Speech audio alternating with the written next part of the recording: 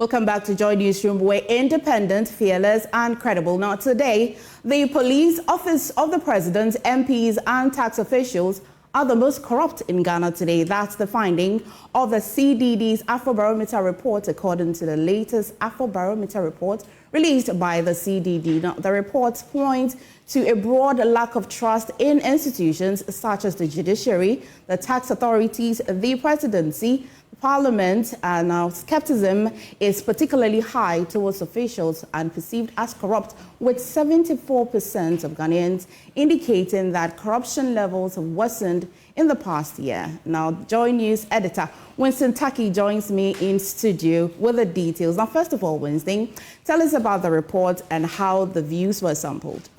You know, as it stands now, only one before the next elections in Ghana, it's asked the respondents about their views on trust institutions, and it appeared that corruption, it had sampled over 2,400 spread across the country and had face-to-face interviews with respondents, and that was how they came about with this result. Okay, and what results did they get for the areas that it focused on?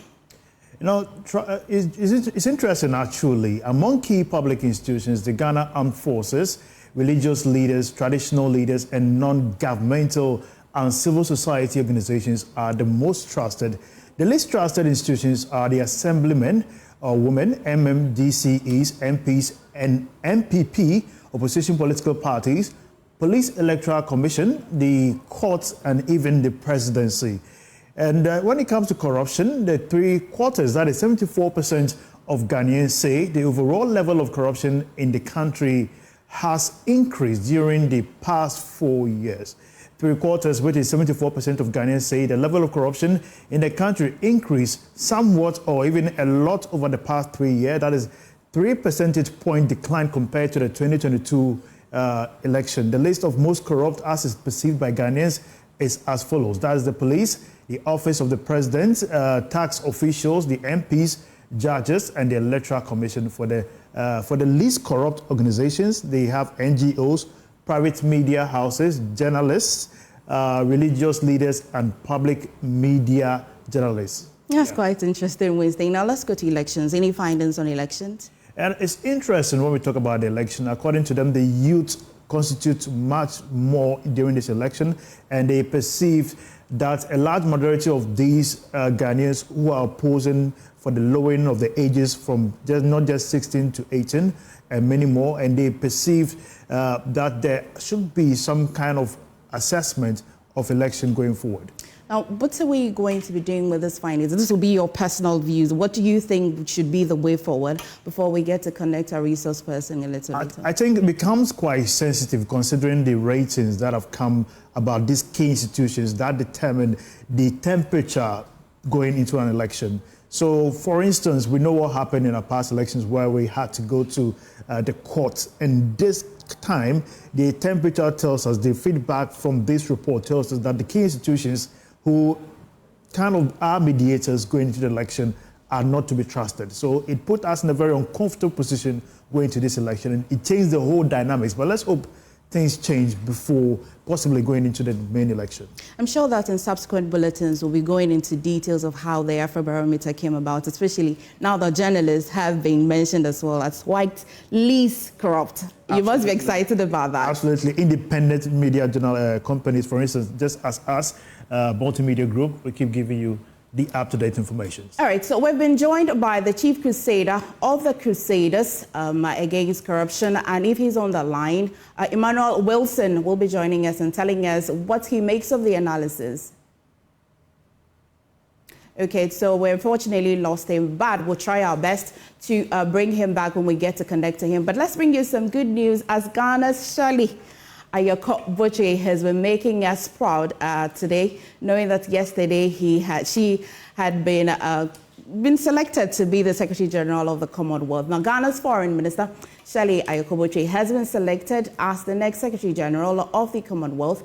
Now, she becomes the first Ghanaian to assume the role as Secretary General. She will lead the Commonwealth agenda across 56 member nations, focusing on issues such as economic growth, youth empowerment, and climate change resilience. More in the following report by MFA Kosia Aditi.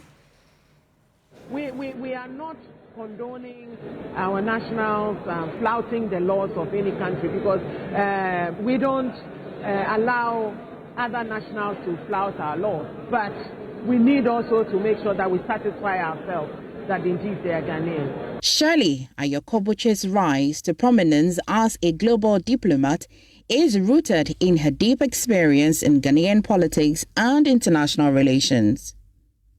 Her journey began in 2005 when she was elected to represent the Wager constituency as a Member of Parliament. Over 16 years, she served 4 consecutive terms, later representing Anyaso Utum. In Parliament, she held key roles on committees such as Foreign Affairs, Defence and Interior, and Communications. Her time in Parliament laid the foundation for her transition to diplomacy.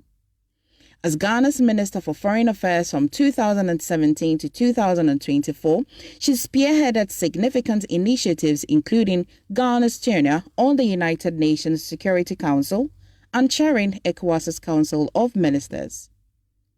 Throughout her career, Shirley Ayokoboche has been recognized as a skilled negotiator and a champion of African development and international cooperation. With a strong legacy in both national politics and global diplomacy, Shirley Ayokoboche now sets her sight on a new challenge and role as she stands ready to lead the Commonwealth into the future. As Secretary General, she will lead the Commonwealth's agenda across 56 member nations, focusing on issues such as economic growth, youth empowerment, and climate change resilience. This appointment highlights Ghana's increasing influence on the global stage and marks a proud moment for the nation. Now, from that rather exciting story, let's go on to another sad one. Now, members of the Mortuary Workers Union are threatening to close down mortuaries across the country if government fails to meet their demands. Now, the group a month ago suspended a nationwide strike to engagement on issues of allowances, arrears, and provision of personal protective equipment.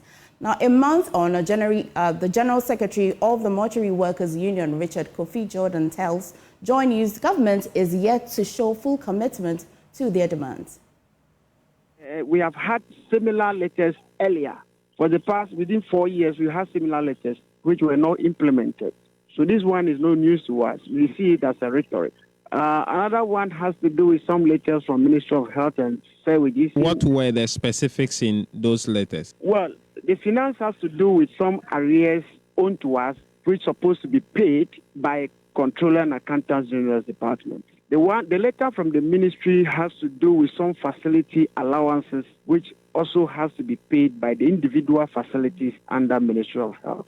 Another one has to do with a letter instructing and directing facility managers to provide adequate PPEs and so forth and so on. Another one has to do with the compilation of a list for those who qualify to benefit for the coronavirus bonus that the president announced some 4 years back. So those are the specific issues within the letters in which we have received.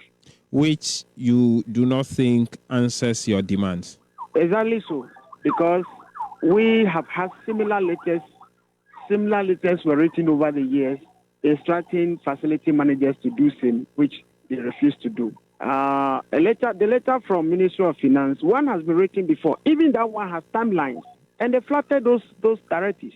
So what is the guarantee that this time round they will surely obey the instructions from Finance and others? When exactly are you going on this strike, and how long will it last? Remember that this strike is not call off. The one earlier was kept on hold. So we can trigger it anytime. It could be first week, it could be last week of the month of November. It could be first week in December, whichever time it is. We are also social partners with all of us, with government and our employers. And we also have a higher say. We know when strategically to do our strike to favor us as well.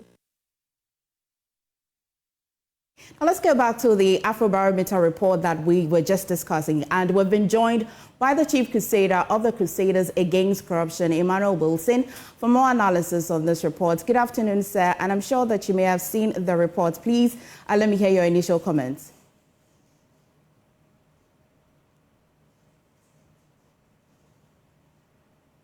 Good afternoon, and if you can hear me, Mr. Emmanuel Wilson. Yes, I can hear you. Thank you.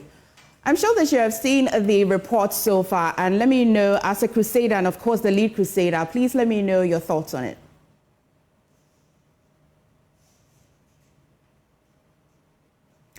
Unfortunately, we lost Mr. Emmanuel Wilson again. Now let's bring you some election stories. Election Headquarters is brought to you by Petrosol Platinum Energy, Energizing Dreams, the Chartered Institute of Management Accountants, and the American Institute of Certified Public Accountants, together as the Association of International Certified Professional Accountants, German Ozone Medical Center, Alternative Therapy, Dental, Wellness and Beauty, Chobot Technologies, a convenience service, and Youth Bridge Foundation, bridging the gap for positive youth development. Now, let's go to Parliament. Now, over the week, Ghana's Parliament has been full of drama following the decision of 4 members of the House to contest the upcoming parliamentary election on tickets different from what they represent in the current Parliament. They include 2 NPP members of Parliament, 1 independent MP, and 1 NDC MP. Now, the Speaker of Parliament, Alban Sumana Bagwin, upon receiving a petition from the NDC caucus, declared the 4 seats vacant on the premise that the current occupants have defected by filing to contest the next election on different tickets. This led to enormous contentions, drama, and the show of supremacy in and outside of Parliament. My colleague Nana Boachi Yadom has a wrap, plus the opinion of political scientists in this report.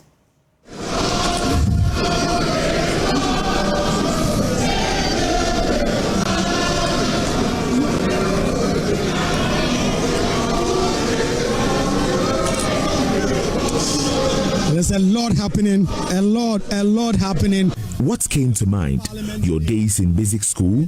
Exactly so. But this is not your basic school. This is the 8th Parliament of Ghana. But how did we get here? It's been twists and turns, all triggered by the former minority leader Haruna Idrisu, who led the NDC caucus to petition the Speaker of Parliament to remove 4 MPs, the NPP MP for Agona West, Cynthia Morrison, and Suhum MP, Kojo Asante, as well as Amenfi Central MP Peter Yaokwachiaka of the NDC, and for Menace Andrew Lesiamo Amwako, an independent MP from the legislature, for holding allegiance to entities different from what they represent in the current parliament. And this must happen if there is constitutional and legal propriety in Ghana, because any nuanced interpretation of Article 97 provides that if a member of parliament on a political party ticket like MPP defects and files to be independent, that MP ceases to be member of parliament. The petition was tabled on the strength of portions of Article 97 of the Constitution, asserting that those provisions of the Constitution abhorred the switch in allegiance midway through the parliamentarian's tenure. The Speaker agreed, stating his ruling that the relevant MPs had, by their action, vacated the seats in Parliament.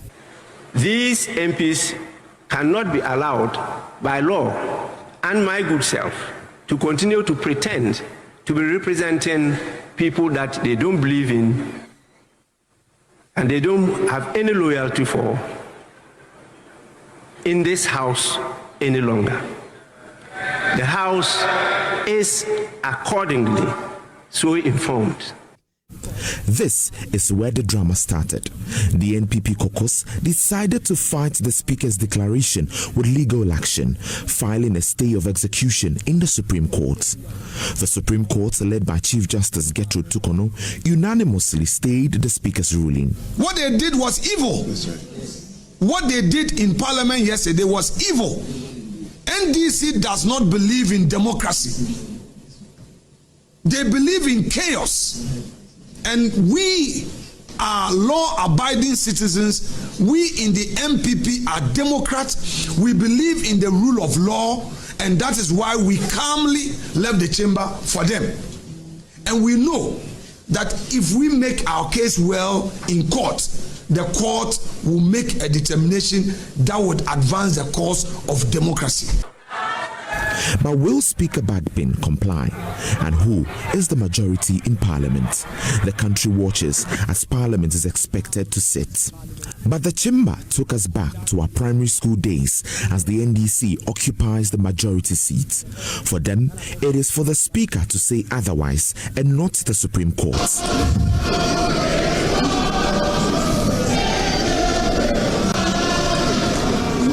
And what will Speaker say? In accordance with Standing Orders 59, adjourn the House indefinitely. That is sine die. With Parliament adjourned sine die and no declaration made, who then are the majority in Parliament? Mr. Speaker, you reserve the right to be there to make your point. Let me make my point too. Mr. Speaker, no way. Mr. Speaker, no way. Mr. Speaker. What do experts have to say about the 8th Parliament? If we have learned anything from this Parliament, then we should have another hung Parliament, at least in this election. We need about this almost the next maybe 20 years. If our democracy is going to be any better, we need to still push it from Parliament. And the only way we can do it is when we don't give overwhelming majority to one party in the House. And that is the only lesson we would have learned. If it goes back to the majoritarian in a direct sense, then we learned nothing. It would only mean that we are cowards and we are not ready to build this country. Quoting Article 102 and Article 104, Mr. Speaker says he cannot do business without half of members of Parliament present. So he had to postpone Parliament sine die, that is, indefinitely. But the MPP caucus would have the chance of recalling Parliament as stated in Article 112. But they say Parliament bako, majority be brave. For Joy News, my name is Anabuachi Dankwa-Yado, Kumasi. Now, still in Parliament, Ghana's 8th Parliament will be remembered for its historic milestone, including the election of an opposition member as Speaker and the implementation of a private member's bill. However, it also gained a reputation as the most intolerant, divisive and confrontational parliament in the Fourth Republic. Critics argue that instead of leveraging its nearly equal members to advance Ghanaian interests, it has often prioritized partisan agendas on the parliamentary floor. Some members of Parliament have expressed concern about the chaos that unfolded on the floor of Parliament after both the NDC and NPP MPs claimed majority following the Speaker's declaration of 4 seats vacant. Here is Member of Parliament for Ablekuma West, Esla Owusu. I am concerned about the image that this 8th Parliament is creating for itself as the most chaotic parliament that we've ever seen. And I think it's wrong and it is bad. And it doesn't do the image of Parliament any good. I don't think there is anything to be gained in rowdyism or fights on the floor of Parliament. And I'd urge the Speaker to sit with the leadership. She said the failure of Speaker and leaders of the two sides to reach a consensus before the recall could sink the image of Parliament lower. If we don't, we would have done a great disservice, not just to ourselves, but to succeeding generations. And we'll go down in history as the worst Parliament, if not one of the worst. Second Deputy Speaker Joseph Osei-Usu feels ashamed. Let me say that I'm disappointed in the 8th Parliament, generally. I said it the other time that we have done very little in legislation. You can just take the number of laws and smaller legislations we have done. We've wasted so much time on inconsequential things, inconsequential matters. Our main job is making laws. I'd go and take the number of laws we have made in the last 4 years and compare with the other parliaments. And you see that the 8th Parliament has been the least. Former Speaker Professor Aaron Michael Kwe believes the best way forward is for MPs across the divide to be tolerant to each other. We must be accommodating. And people will tell you my accommodation in that particular parliament. You know, there was a time when opposition members complained that they were being harassed by invitations to the police headquarters. Right. Over one case or the other, and then cameras will be following them. I wrote to the IGP then that this is a complaint of members of parliament. But this kind of inviting them, embarrassing them, they are honorable members of parliament. I, as Speaker, will not allow it. As Speaker Alban Bagbin is expected to recall the House soon, the public is watching how their MPs will conduct themselves to avoid another chaos. Still on elections, Executive Director of Pen Plus Byte, Jerry Sam, has called on Ghanaian political parties to refrain from using disinformation and misinformation in their political advertising. He emphasized that misleading information can heavily influence a voter's decision and, if unchecked, may even incite violence as the elections approaches. He urges party communicators to be cautious, avoiding content that could provoke tensions. Jerry Sam shared this comment during the launch of the Voters' Manifesto in Accra. First of all, they need to orient their people against the disinformation, and also show the adverse impacts or implication of disinformation. What happens is that it dilutes the information landscape. People don't have access to the right information, and it will affect their choices, which can even go around to come and harm they themselves. So first of all, they need to talk to their communicators, who are almost on a daily basis engaging people, that they shouldn't misinform. Because once you misinform, there's also a critical mass of people that, because of just your disinformation, will not come towards you or not take you serious as well. And the disinformation also has impacts in terms of its likelihood of causing violence. Because if you keep on telling lies about me and I'm not happy, or the other political opponents are not happy, then the possibility of actually going violent and attacking physical also comes in, which is not good for our political landscape. And we want a peaceful elections, and disinformation does not inure to peaceful and credible elections.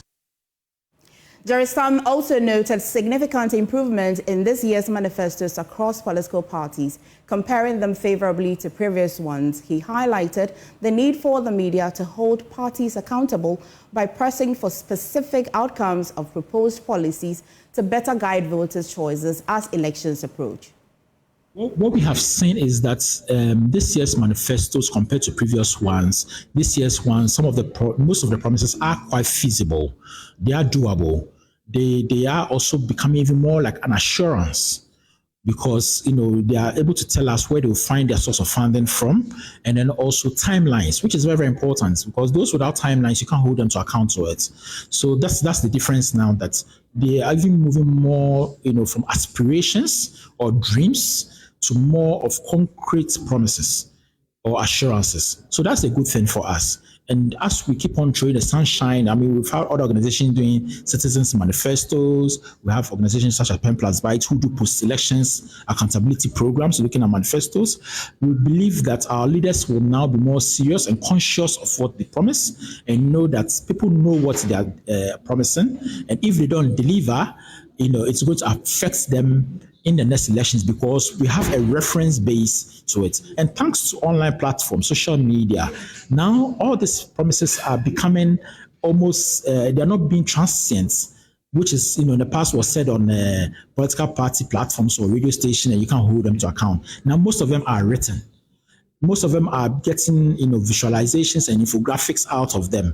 What we are not seeing, which we hope we will see in the coming, days, is where we can actually, or the media or civil society can ask them to give us outcomes of their promises. So you give us a promise and you let us know this is going to be the outcome of my promise.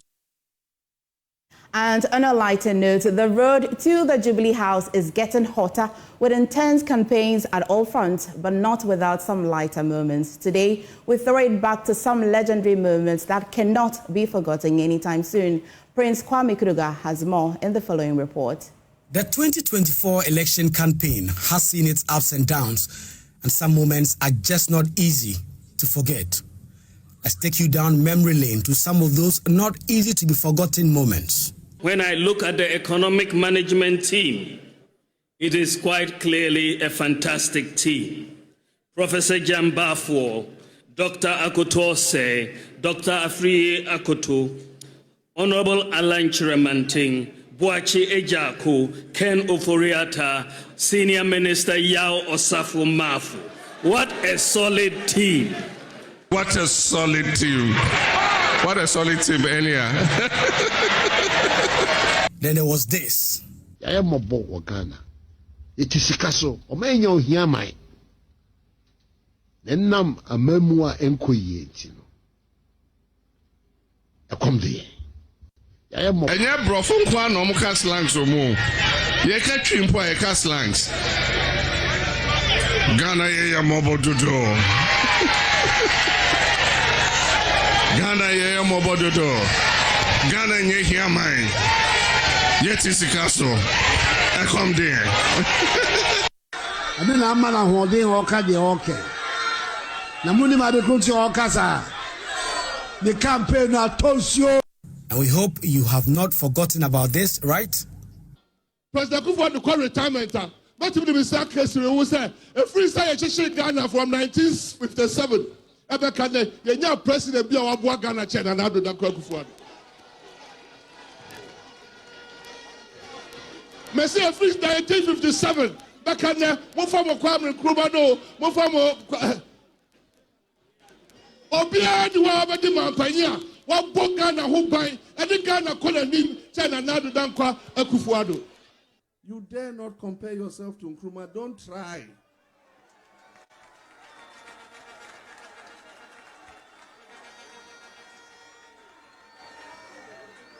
Ezu, mo person mo ye comparison na. Mo de mama fan ko Nkrumah so. Mahama oheya. But it's far from over. Take a listen to this. So otherwise, if I do everything now, if I could, what would I do when I come into office? I mean, how can you do everything now? Like AK-47. Suddenly, media encounter. I think. And the jobs were flying all over. Competent Mahama administration. MPP is going to come and transform Ghana in 1.5 years. When we come, we'll give you one district, one factory. The 2024 election campaign will go down in history as one of the most memorable for so many reasons, and moments like this just cannot be forgotten. Prince Kwame Kudoge's report for Joy News. Now on Galamsey, the Mining Committee of the National Democratic Congress has reiterated the political party's intention to convert degraded Galamsey sites into viable agricultural lands, and it will involve implementation of what they call Tree for Life reforestation policy, which will ensure the cultivation of cash crops on reclaimed lands. The Blue Water Initiative, which forms part of the restoration policy, will aim at ensuring resuscitating river bodies affected by the menace. Nanaya Ojima has been touring some mining communities with the NDC and has filed this report. The evidence of the harm caused to the environment through illegal mining remains visible in affected areas. Aside from the destruction of water bodies, the ecology and quality of soil in these areas are under threat. Despite the potential of degraded lands regaining their quality when restored, little has been done by government in this area. In ensuring farmers whose lands were taken for mining are restored, the NDC has made a manifesto promise to restore the degraded lands for agriculture purposes. Cocoa, palm, and rubber are among trees targeted for the initiative. The committee campaigning in mining communities continue to introduce the miners to a water restoration initiative dubbed Blue Water Initiative. Michael Kwadjopepra is a member of the committee. We need a change, and a change that would help bring about the responsible mining in this country. People who are mining with impunity, people who are not covering their various pits. With the manifesto of the NDC, it has captured that reclamation will be the order of the day. And two, people who have not been able to acquire their licenses, as a matter of fact, we are going to decentralize the acquisition of license. So it comes to bear the fact that they are thinking about the solution, a long-term solution, and a solution that will benefit Ghanaians. Meanwhile, the committee has been explaining the party's intention to recategorize mining into small scale, medium scale, and large scale.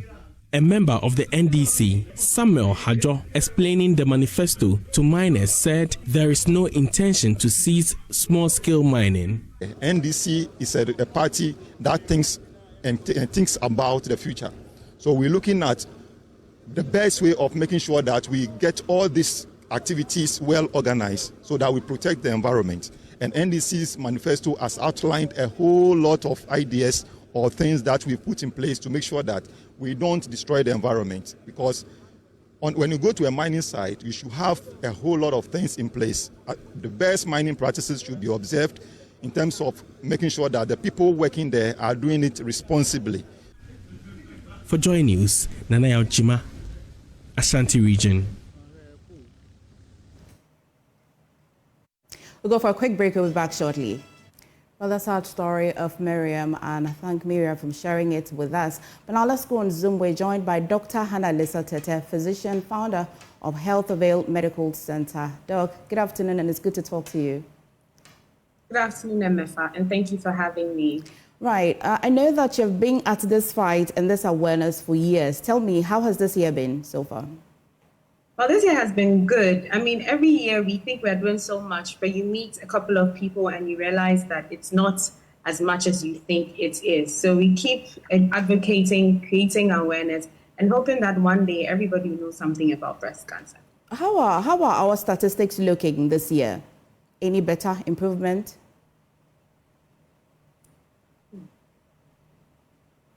Well, I don't have the actual figures now, but I think that I'll believe what is being shared, that 40% of women in Ghana are at risk. So, yes.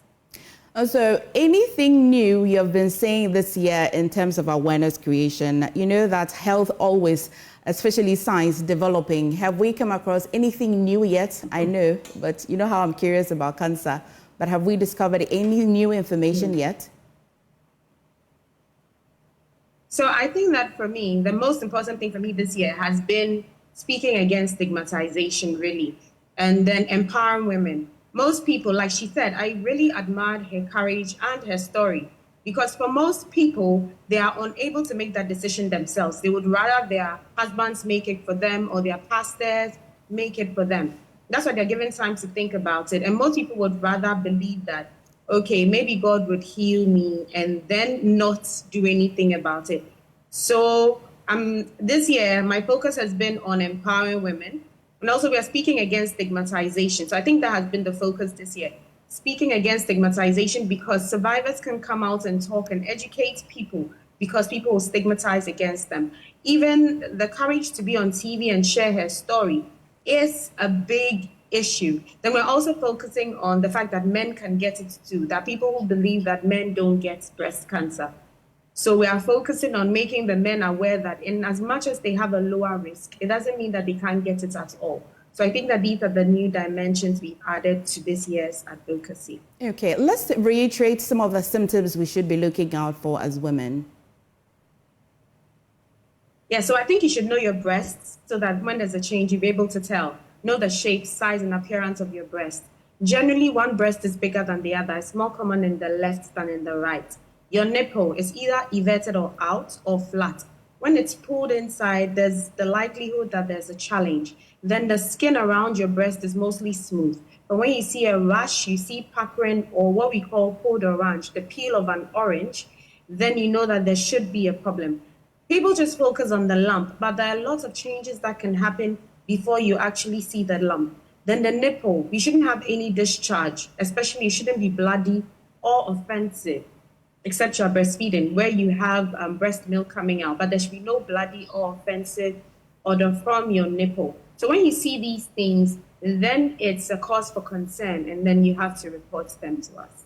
Can you just walk into any health facility for screening at all, or there are very specialized places that would have to go to?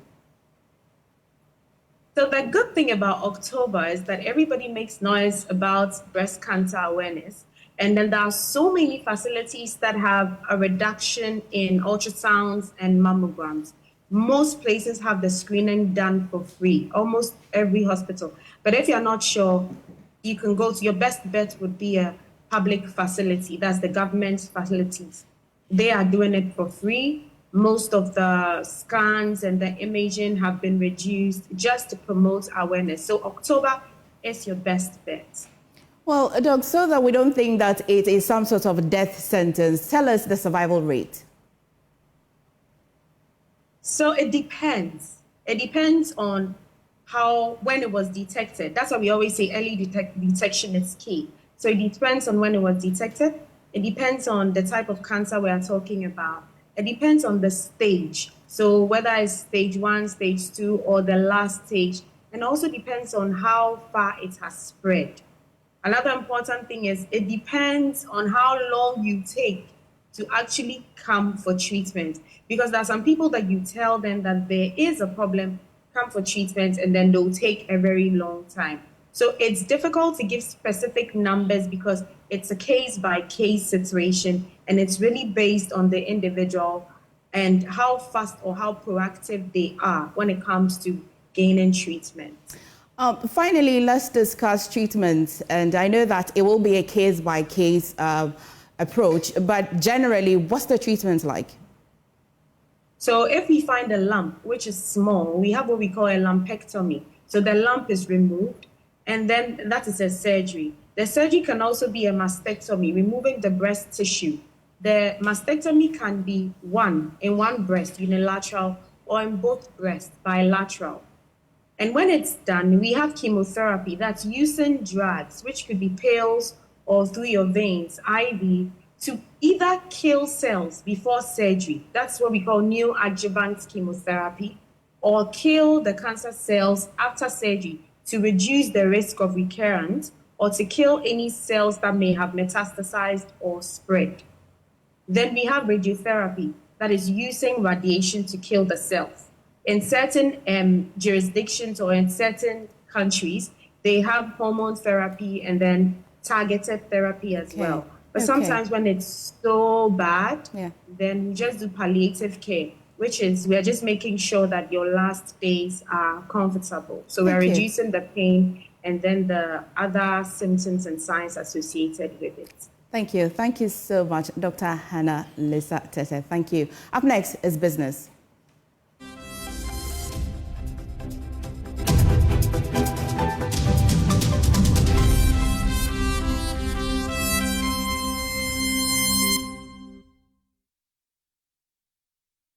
The IMF has revised the country's growth rate for the end of this year to 4%. This is coming after the World Economic Outlook report outdoor this week projected at 3% growth rate, but responding to a question posed by Joy Business during the Regional Economic Outlook, a report launched, African Director IMF Abebe Selassie explained why things have changed now.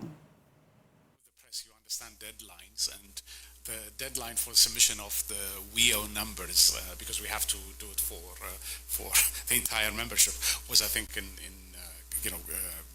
mid to late August. So at that time our projections were 3% in Ghana. The team subsequently went out, of course, to Accra, and as is always the case, did updated projections. And I think we're now projecting closer to 4%. So that's that difference. So, and had the deadline been mid-October, I think the 4% number would have been the one that would have shown in the WEO print. Ghana, of course, has gone through a really wrenching period of macroeconomic instability, and decided to move forward with a comprehensive set of reforms. I think these reforms are beginning to bear fruit, and that's the growth numbers that we're seeing. And going forward, really, it's continuing to strike a healthy balance between the continued need to address all the development spending needs Ghana has with avoiding debt sustainability. Yeah? So that requires, maintaining modest levels of fiscal deficits, going through an election cycle now, avoiding the pitfalls to which Ghana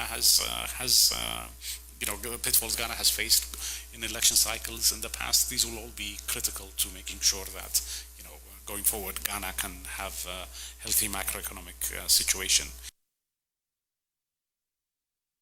The University of Ghana Business School has emerged winners of the Tertiary Business Science Challenge after beating Kwame Nkrumah University of Science and Technology and former champions University of Education, Winneba. Now, there is more in the following report. The 2024 edition of the Tertiary Business Science Challenge was on the theme promoting a holistic business mindset for sustainable entrepreneurship and financial independence. Speaking at the event, the Managing Director of Graphic Communications Group, Ato Afo, noted that the quiz aims to develop the skills of contestants and business students across the country. The contest was designed to test contestants' problem-solving ability in line with the theme, promoting a holistic business mindset for sustainable entrepreneurship and financial independence. Creators and entrepreneurs live by doing and solving challenges all the time as they innovate and survive.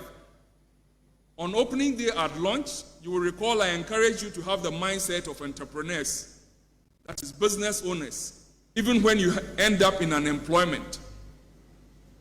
I am very positive that many of you will end up owning businesses out of the lessons from the Tertiary Business Science Challenge.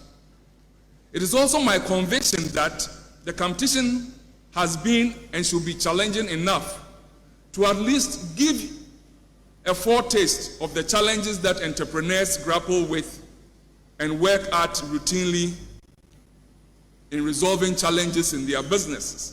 In a historic victory, the University of Ghana Business School emerged as the first institution from Greater Accra to win the Tertiary Business Science Challenge. They achieved the top spot with 86.8 points, outpacing Kwame Nkrumah University of Science and Technology, who secured second place with 73.5 points, and the defending champions, the University of Education, Winneba, who finished in third place with 72.5 points. As a reward, each student from the University of Ghana Business School received an insurance cover worth 20,000 Ghana cedis, HP laptops, souvenirs from sponsors, a gold medal, and a giant trophy.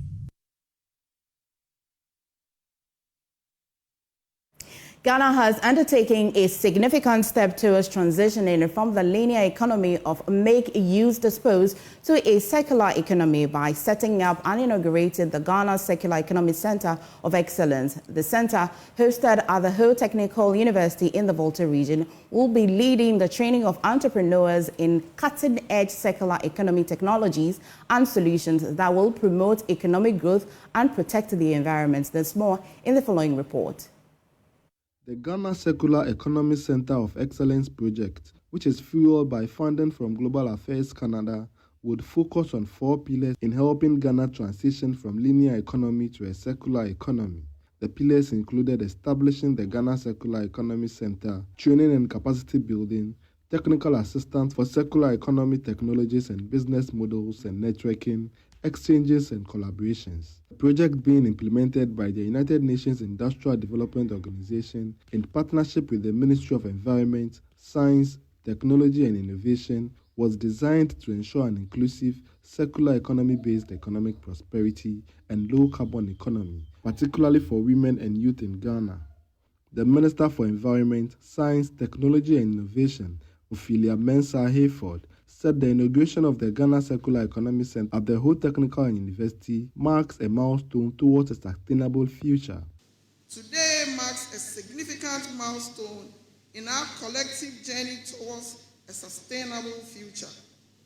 The Ghana Circular Economy Center of Excellence represents not just a project, but a vision, one that aligns seamlessly with our nation's aspiration for environmental stewardship, economic innovation, and inclusive growth. A representative of UNIDO underscored the importance of transitioning into a circular economy. The need for innovative solutions to the triple planetary crisis of climate change, pollution, and biodiversity loss has never been clearer. UNIDO recognizes that the circular economy offers a way forward to tackle these challenges. A circular economy allows us to decouple economic growth from resource consumption, reduce waste, and create jobs, all while safeguarding our environment. The Ghana Circular Economy Center will be central to this transition in Ghana, but also for the region. The Vice-Chancellor of Ho Technical University, Professor Ben Hunyenuga, promised his outfit's dedication to the success of the project. I would like to assure you that we are working and we are going to commit ourselves to ensuring that, together with our partners, this Circular Economy Center work to the template for which it has been granted. Fred Kwame Asari, Joy News. Ho.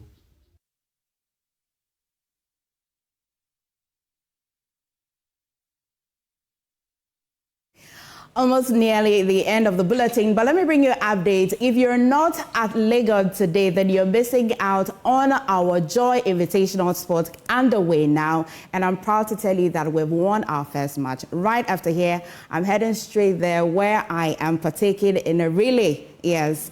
MFA Apau is handing over to me, and I am also handing over to Sweetie as well. And so if you're not there, you're missing. However, thank you for joining us today on Joy Newsroom with me, MFA Akosia Adeti. There's more news on myjoyonline.com. Bye-bye.